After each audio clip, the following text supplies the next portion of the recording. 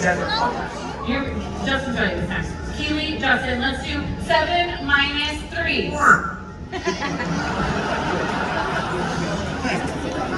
on, cleans up the mess, stops the spread of disease. It keeps wild places clean. So, in a way, we can call Boris one of nature's recyclers. Yeah, and in that way, that's our friendly reminder to do a little bit of recycling. Okay, this is right here for the end. I just forgot that I have to. Okay, Harry, this is not going to work.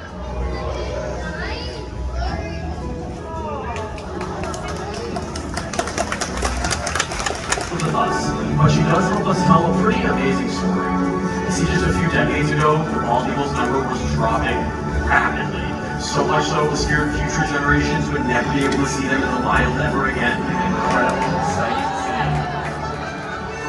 But it doesn't even end there. There are birds all around the world that have their own unique and incredible stories, like David Bowie, the dog hornbill, or any of the birds you see here today. Oh my goodness, whether it's a Choco toucan, a polygon, there's so many reasons to go outside. Get inspired and really appreciate nature. Well said, Harry. On behalf of all of us, especially those of us with feathers, we'd like to leave you all with one final wish.